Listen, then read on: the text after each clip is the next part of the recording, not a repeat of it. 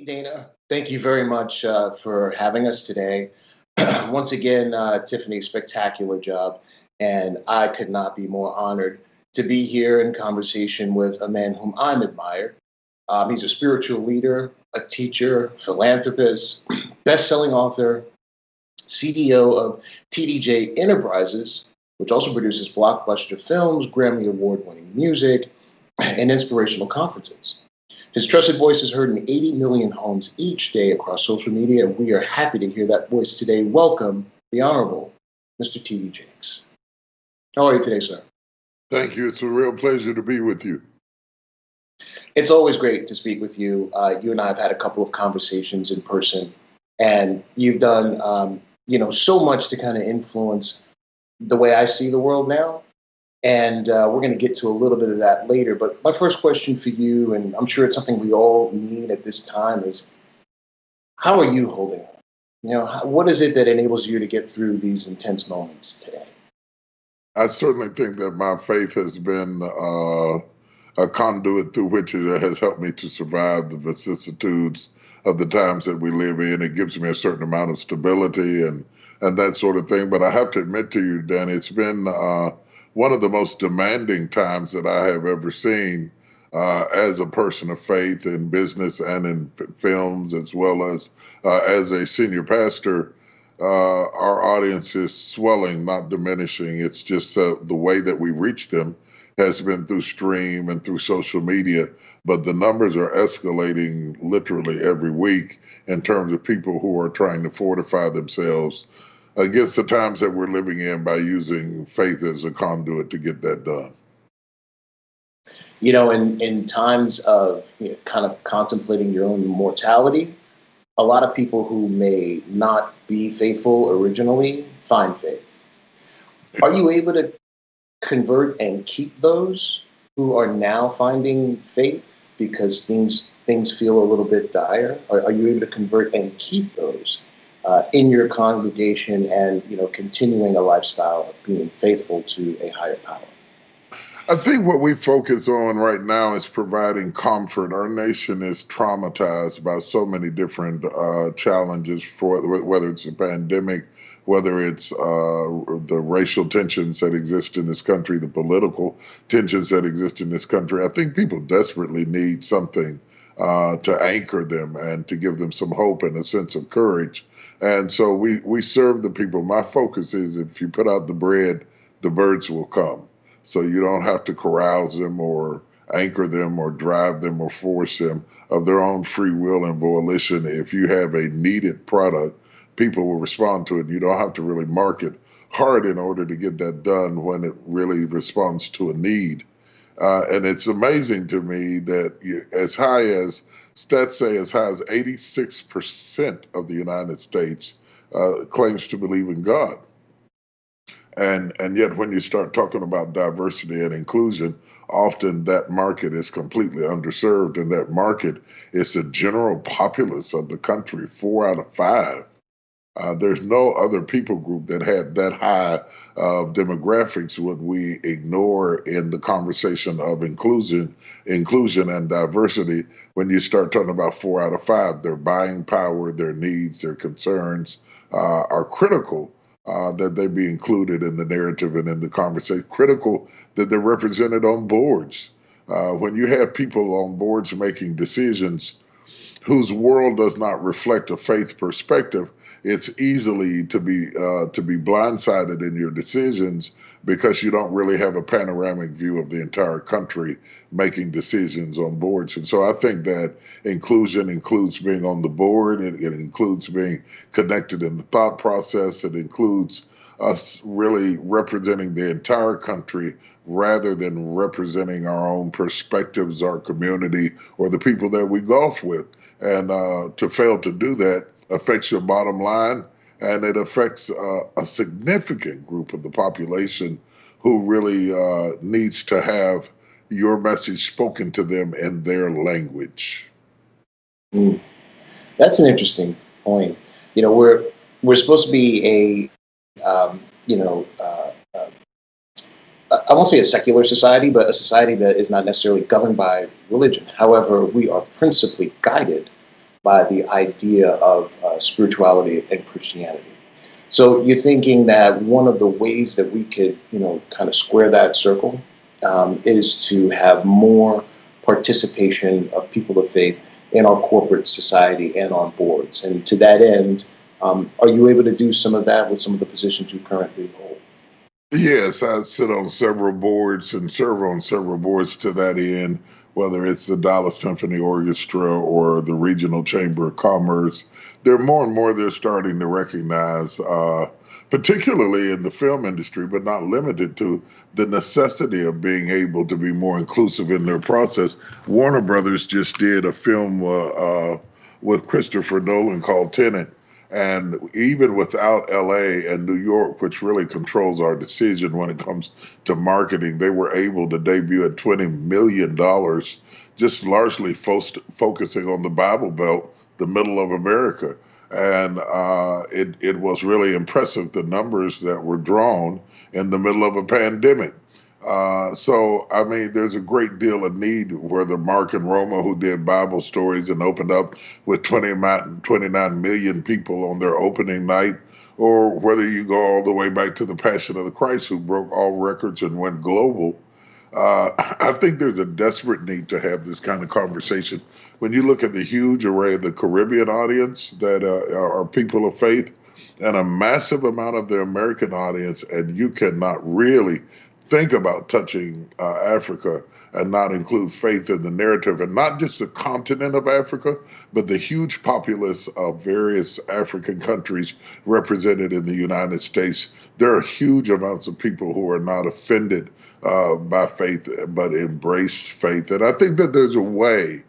I understand why some companies are leery to do it, because there are so many denominations and discrepancies in how we approach faith.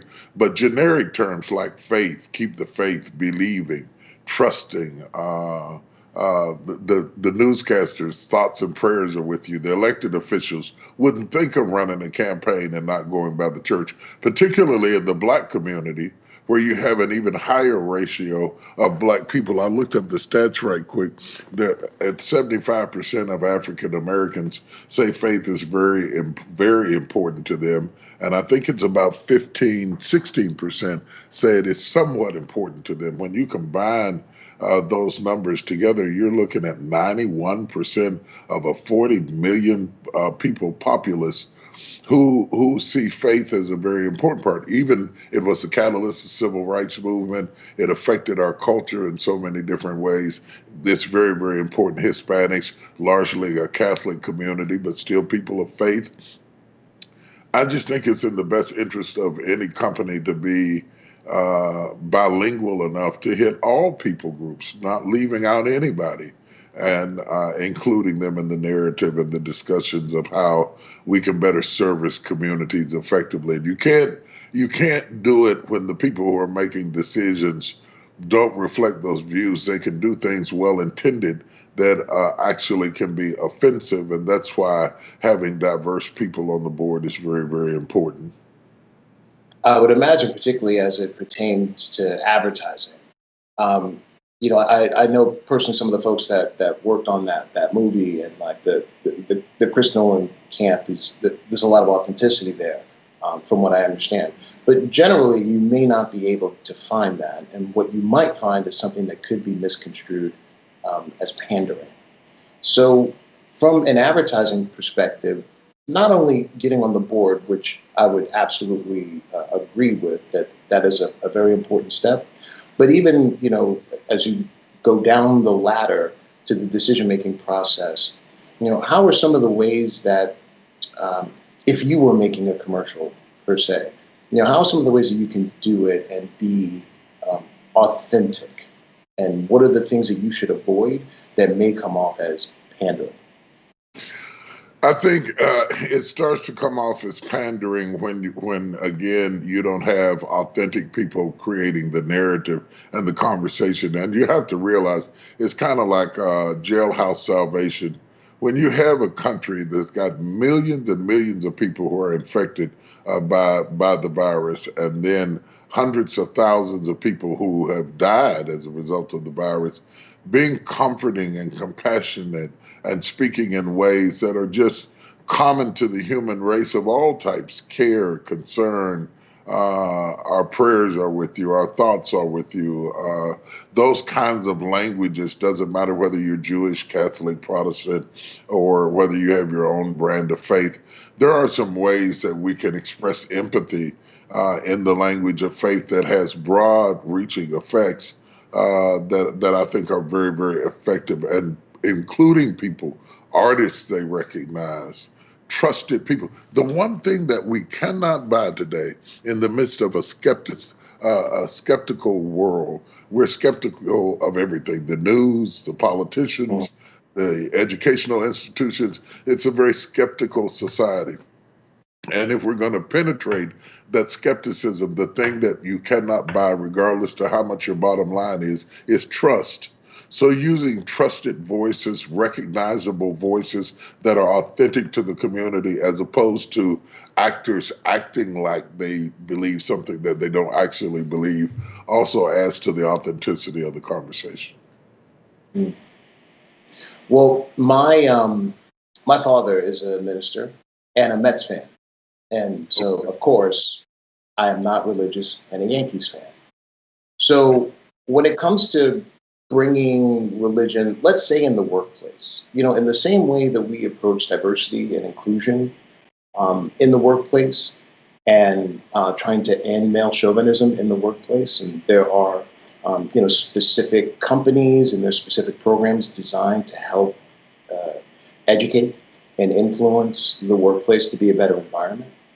What are some of the ways that we can try to introduce faith into the workplace, particularly for individuals like myself who believe and respect wholeheartedly? And I am a spiritual person, but not necessarily someone who goes to church and has any kind of religious denomination. So what is the right way to introduce that into a work environment?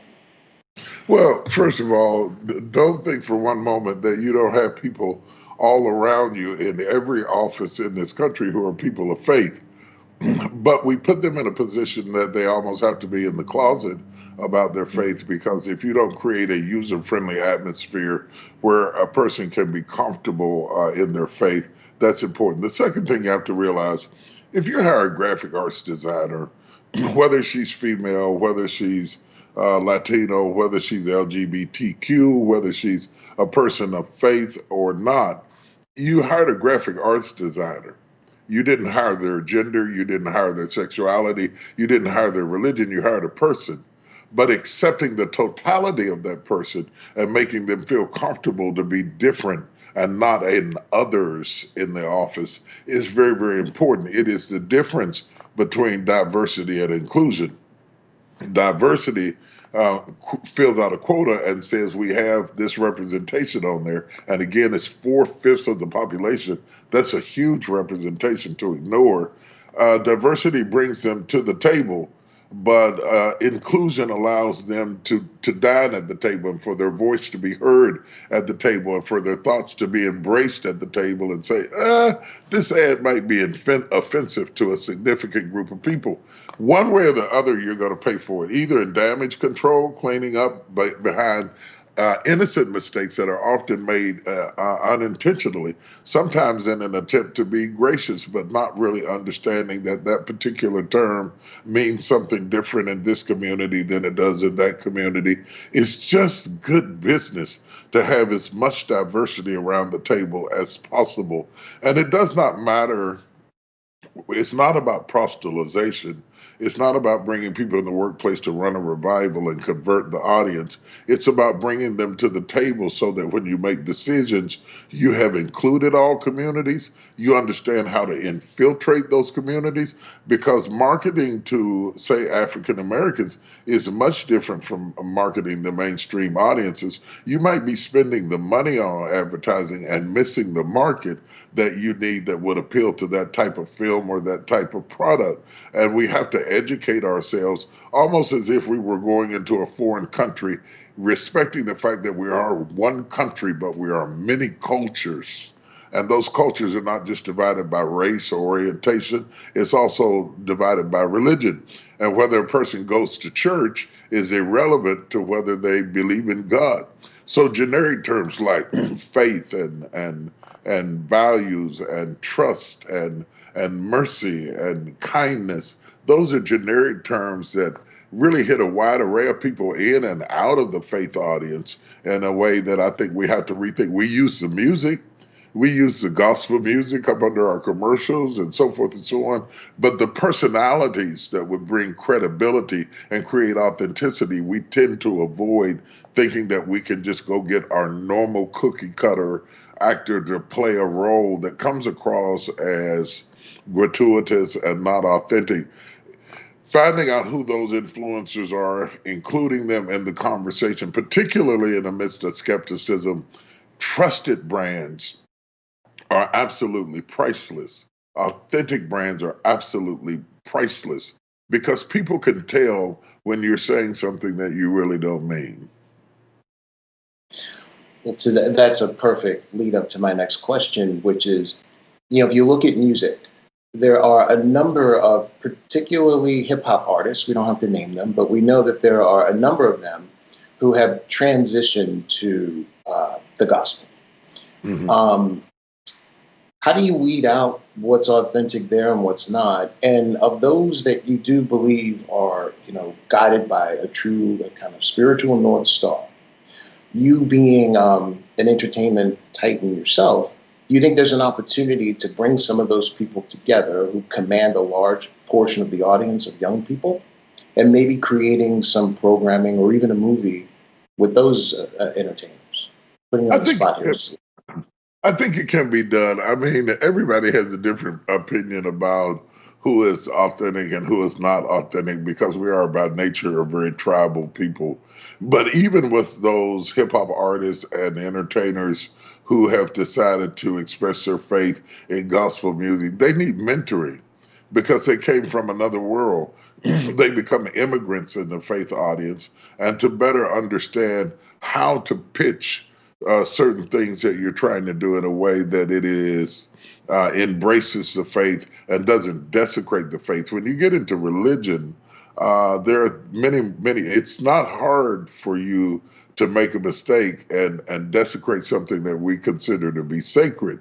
And so just getting that tutelage like you would if you were going after an Asian market or if you were going after any underserved market, educating yourselves, finding out who the influencers are, bringing people on to kind of do tutorials from a public relations perspective. Sometimes it isn't what you do, it's how you do it.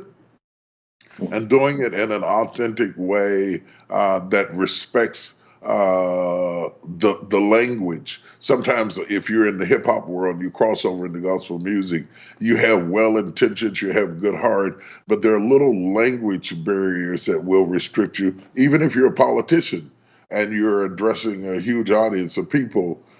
Having somebody backstage who clears up ambiguity.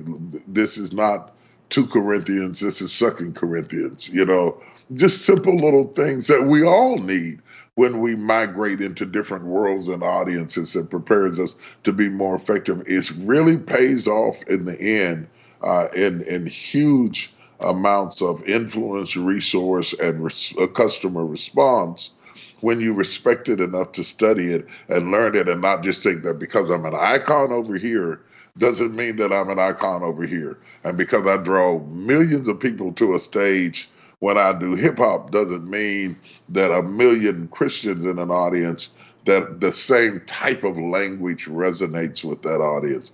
And what I call it is respect.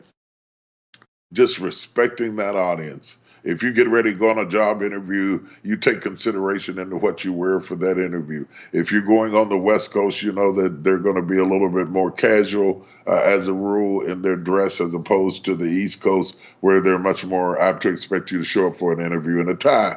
Understanding that and doing your research about it causes you to win. And what good is advertising if you don't win at the end? It's not just about how many hits you got, how many engagements you got, how many people are involved in it. It's none of that. If it doesn't cause people to respond to you, then it's irrelevant. It's just expensive, but it's totally irrelevant. I think tutoring, mentoring, training, getting people to show you what you don't know. What you don't know can kill you. And finding out what you don't know about how to talk to different people groups. And it's not just faith groups, it's African Americans. How many times are our headlines filled up with people who put their foot in their mouth trying to talk to another race of people and says something sometimes innocently, arbitrarily, that caused that's off-putting to that audience. So educating yourself is really good. And I'll tell you something else I think is important. If you're going to have an inclusive organization, it cannot just be inclusive at the office. You have to include people into your life, into your friend pool, and into the organic way in which you interact with people, because you learn more sitting across the table breaking bread from people than you do Googling people and doing research on them. You learn a lot more. There'll be a lot more honest and forthcoming about, I wouldn't use that term. That's not really a good term to use. That might be off-putting in certain circles. Educating yourself is a form of respect.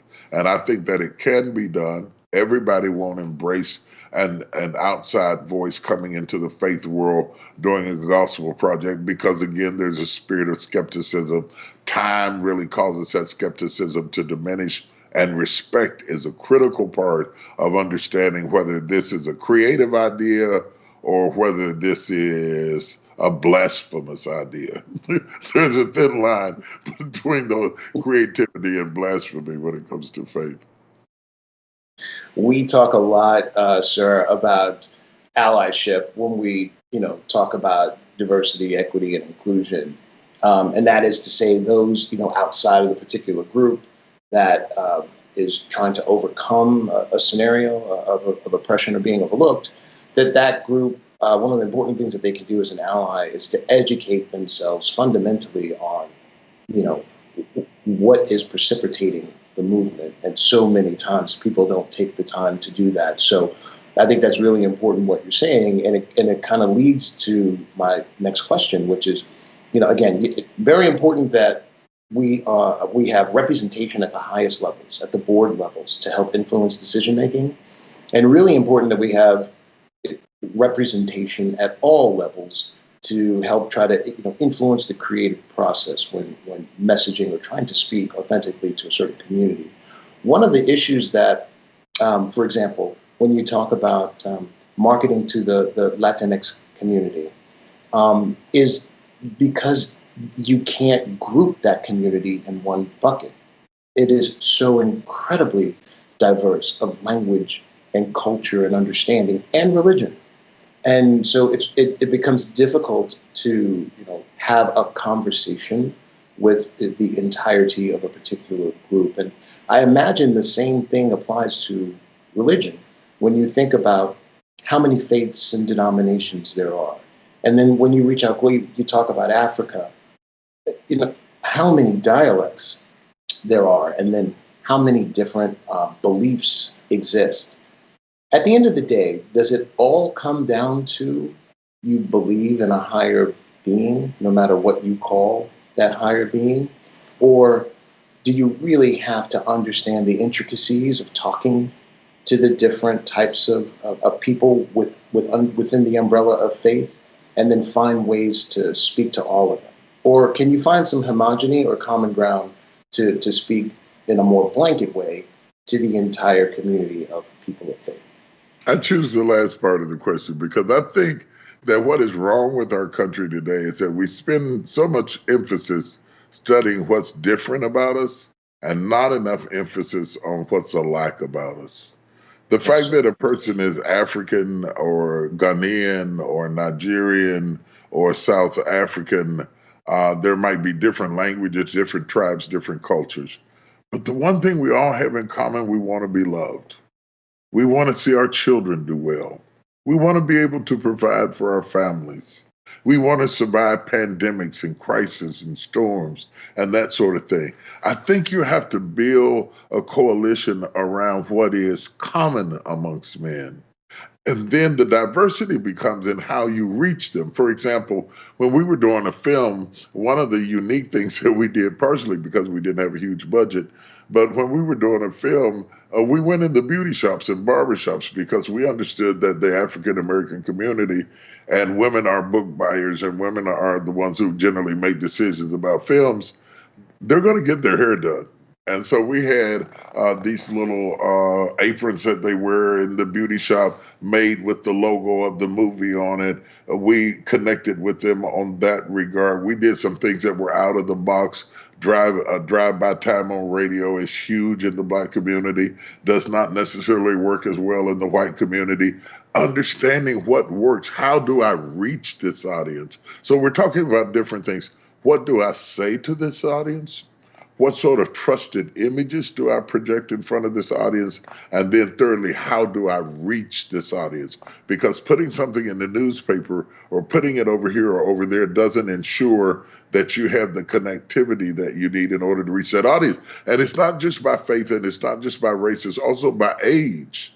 What affects millennials is very different tone and texture than what affects Gen X's or baby boomers, and understanding all of these nuances. We put all of this thought process into advertising when it comes to anything other than faith. When it comes to faith, it's not on our radar. And the reason it's not on our radar is because most of our CEOs and executives live in a world that is not on their radar. So it doesn't come down in the budget. It doesn't come down in the balance. You don't buy advertising time on magazines because you don't understand that those magazines or those radio stations or those TV shows or those conferences really infiltrate our community in a way that's absolutely amazing. You're looking at how many impressions they get or how they compare with Life magazine. I was on the cover of Time magazine, but my mother didn't think I had arrived until I was on the cover of Ebony. Now, she said, "Oh boy, you in big cotton now. You on the cover of Ebony magazine." There was no comparison in the distribution between Time magazine and Ebony magazine, but Ebony is to, or was at that time, to the Black audience, what Time magazine is to the mainstream audience. Understanding that is vitally important. Can really ring the cash register in terms of response, and above and beyond profit margins, it creates brand awareness amongst diverse groups of people. And frankly, as America changes and waxes more and more brown and more diverse people come into that space, we are being forced out of our silos. We are having to come away from our sociological constructs that prohibit our ability to see the significance of other people. As we fight diseases that care nothing about political parties, belief systems, millennials, whatever. They're attacking everybody. Finding ways to engage all those audiences with information may include that you've got a hip hop artist doing one commercial. You may have a person of faith doing another a good type of commercial. You may have somebody that's R&B doing another type of commercial, because even the Black community, you talked about the Latinos, but even the Black community are in no ways a monolith. And if you're going to get helpful, important, significant information into the hands of people, whether it's about health maladies and tragedies, you cannot construct that without bringing people on board who speak to the faith community, who speak to the hip hop community, who speak to the tremendous amount of diversity that exists within our community. We're just simply not monolithic any more than Latinos are. We have a large collection of the ad community right here watching this broadcast, and and we're all indebted to Ad Color and all of the work that they've done in championing the cause. Because we're listening to you, what are some of the things, like 3 things that you would specifically say? We know, again, one of them is having more people of faith involved in the conversation. What are 3 things that you could tell the community that they can do right now to better speak to the community of faith and get them involved with the clients that ad agencies represent, the brands? One of the things that the pandemic has done for us, amongst all the things it has done against us, it has unrolled back the underbelly and showed the racial disparities with health disparities in underserved communities. It has shown us the economic disparities that exist amongst those communities. And it has also revealed that the solution does not rest totally in the hands of elected officials. To those CEOs that are listening at me right now, who want to do well and do good, I would strongly suggest that you include narratives that bring us to the table. Because you see the numbers of people who are being buried, who are dying as a result of the pandemic. I see the families. I commit the bodies to the ground. I know the families. I know how to engage them. Or you're looking for upper level management talent and you're saying you can't find them amongst African Americans, amongst the millions and millions of people that are on my social media base. I can find them. They're in my choir. They're in my praise team. They're in my pews. They're in my balcony. They're on my social media. I can click my phone and call up all kinds of black people on my social media base with master's and doctorate degrees that are unemployed or underemployed. So us working in a collaborative effort to rebuild America, we cannot just allow the weight of that to rest on our elected officials. They have their role to play. But I really believe that faith leaders, executives, elected officials, and community leaders are going to be the four legs that are going to hold up the table that's going to make our society more equitable, more balanced, and more fair. And you cannot do it from the ivory tower of your penthouse suite just because you have a good heart. You have to have a good table of diverse people around the table whose perspective and creativity help to translate your intention to a broader audience. And when you do make a mistake and you get in trouble, having those allies prior to the PR crisis is so much better than going out there after you've stuck your foot in your mouth and trying to build a relationship with somebody that is only used almost in a prostitute fashion to get you out of an immediate need. Those relationships have to be established before time, and it lends itself to the credibility and the intention of the organization overall. Well, sir, we've got about 5 minutes left. I could talk to you all day easily. We've done that. We still owe each other 18 holes, so we'll get to that when you feel it's safe to do so. But before then, how do you do it all? How do you balance the role that you play with your church, with all the business ventures that you do? I think you're probably going to get a barrage of calls now from the community like, hey, can you come do this training and education at our agencies? And I think that would be a wonderful way to try to move the needle here on what we're talking about. But you're a family man. Where do you find the time? Are you sleeping? You look great. Where do you sleep? Thank you. Thank you. I do sleep quite well. My philosophy is the more stress you build, the more structure you have to build up under it.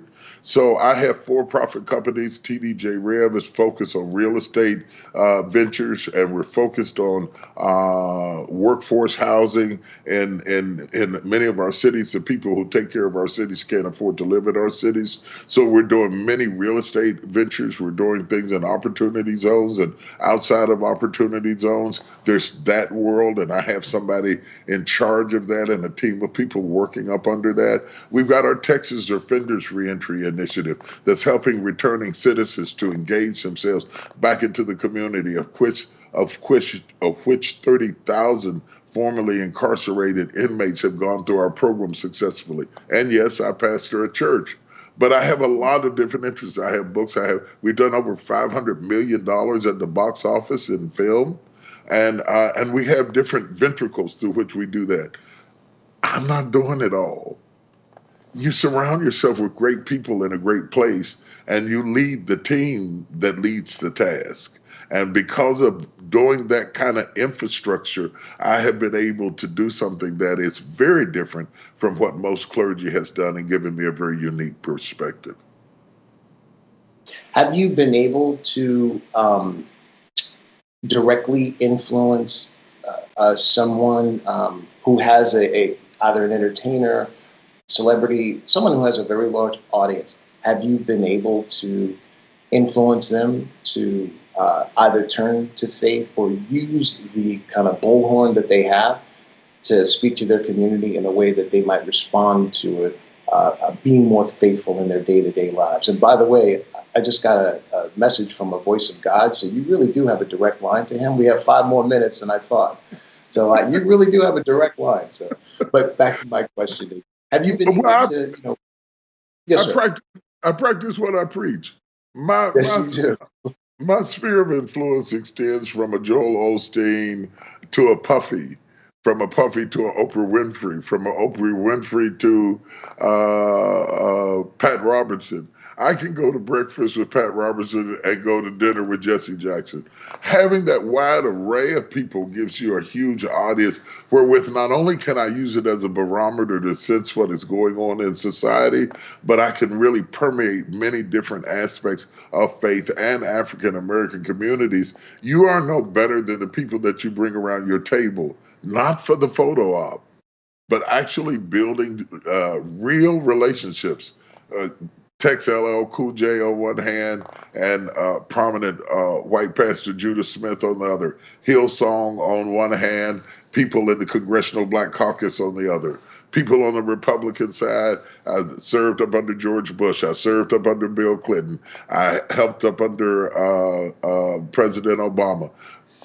Being able to reach in a lot of different directions has given my dexterity some influence and some power. And all I'm saying to the people who are listening at me now is you need to do that too. You need to invite more people to the party, to the table, to the golfing tournament, to the suite of the football stadium, and purposely integrate your personal space. It integrates your intellectualism, and it is more authentic than just trying to create diversity on the board through a person who doesn't have diversity in their own life. I mean, you have Tiffany R. Warren on speed dial. You got some influential people there. So what can we look for next? 10 Commandments, The Passion of the Christ, a couple of the small projects you've worked on. Right? What is next? Like, what is the next kind of big moment that is currently in the works that we can let everybody know to look out for? We are partnering with Lifetime to do a series of films called 7 Deadly Sins that we're working on to have out before the end of the year. I've got a book that's getting ready to drop. I'm doing a virtual women's conference with a masterclass that brings together the mothers of slain sons through Black Lives Matter and having a conversation with them. Henry Louis Gates is going to be a part of what we're getting ready to do for our Woman Outlaws virtual experience. So I've got my hands in a lot of pies. I worked and negotiated a deal with AT&T to create opportunities for returning citizens to have entry-level positions. I've been talking to Walmart about some of the same things. So there's I got a lot of different things in the fire, but I'm the kind of person that I'm only happy when my shoes are on the wrong foot and I'm running so fast I didn't even notice. If you keep Marvette in your circle, you're going to stay busy. Marvette has me running through the woods like I'm running away from a slave master. She is excellent. She's absolutely amazing, but she does keep me quite busy. I thought she was going to be working for me, but I now realize that I'm really working for her. So, how about some encouraging words of wisdom? We are in the midst of a global pandemic. We do have what appear to be in certain circles, the actual race wars going on, and no violence is what anybody wants at all in any way. No pandemic is what anybody wants in any way, but there are things that you can take out of this that might make us better. We may look sympathetically and empathetically at others and want to help them. We may realize, as to your point, we have way more in common than we do differently. So what are we actually fighting about in the streets? We need more positivity and words of wisdom. If you can take the few moments that we have here and maybe give a message to everybody. I think that the pandemic is something that we've not had to fight in the last 100 years, and we have not always made good choices as it relates to the leadership that's necessary and the level of that leadership in order to make decisions. I don't think that you can broker that off to small groups and have a uniform fight when we have a disease that doesn't regard geographical barriers. That has to be resolved for us to go forward. We have to let the best and brightest people who are responsible for our health and well-being now lead the charge toward getting us to a place of health and well-being without allowing it to become politicized. Wearing a mask is not about politics. It's about safety and about health. I think when it comes to the racial complexities, I actually think I'm definitely against the rioting. I think it's a distraction. I think the looting is a distraction. But the conversation is very hopeful. It's very painful. It's very uncomfortable. But you have to realize this is not something that's been created. This has been something that's existed all the time. We've just now started talking about it. And talking, as long as we're talking, please hear me, even if you get it wrong, even if you get your hand slapped, even if you get all the social media bullies coming out of you, don't stop talking, because we won't get better if we don't talk. It's like a marriage. A man is totally different from a woman. We think differently from each other. And the marriage can always be saved if both people are willing to do two things: open up and express their true feelings. And the other thing, as strong as talking is, listening is so much better. If we would just listen and not always be the authority on everything based on the books we read. When you write the books you read, your truth will always be slanted in your favor. Nobody writes a book about themselves where they're not the hero. So you have to let somebody else's opinion invade and inform your conclusions, because you can't trust books that were written to make you come out looking good. These conversations are uncomfortable, but they're necessary. And final, let me say this. We have overcome the revolution, the depression, slavery, Jim Crow, atrocities of all types and descriptions, and our ancestors some kind of way forged a way forward. Without technology, without Apple phones, without World Wide Webs, they survived. Surely, with all that we have at our disposal, we will survive too. So these afflictions, as alarming and troubling as they may be, will not lead to our extinction. Hopefully, it will lead to our humility and our common need of each other and the sense of brotherhood that is necessary for us to live up to the highest ideals and creeds of this country. Thank you, Ward. Words that were absolutely needed. Thank you so much, sir. I really appreciate you being here with us today. Cannot wait to see everything that you're working on, and and see you on one of our stages again really soon. I think that there is something there to eventually speaking to, at least at the holding company level, again, many of whom are watching today, ways that they can make actionable the words of advice that you gave us today. So, hopefully that initiative can happen. If I can help there, I'd be happy to do it. And on behalf of ADWEEK and our entire community, yes, sir. Can I just interject one little thing that I think is important for your audience to hear? I have started the TD Jakes Foundation because I know sometimes partnering with a church or a religious leader gives them discomfort. But I created the foundation so that the causes that I care about, we might have common ground to connect, like STEM programs, like STEAM programs, like closing the digital divide, like reforming the criminal justice system, like providing workforce housing in communities, are all housed up under TD Jakes Foundation. And I invite them to consider that as a conduit and a meeting place wherewith we may merge a union together that doesn't desecrate their ideals and their focus. I just wanted to at least mention to them that tool seemingly has made a great deal of difference in creating a nebulous neutral ground for us to connect around causes and not necessarily Christianity. Thank you again, sir. TD Jakes Foundation. Take a look. Get involved if you can. And one more time, thank you so much for being on the virtual stage today, Bishop TD Jakes. A pleasure to speak with you. Thank you for having me, man. Have a really great day. We have an amazing show for you. The rest of the agenda is spectacular. Thank you for sitting with us today. I'm Danny Wright, Chief Brand Officer of ADWEEK, speaking with the one and only Bishop T.D. Jakes. And now, back to the program.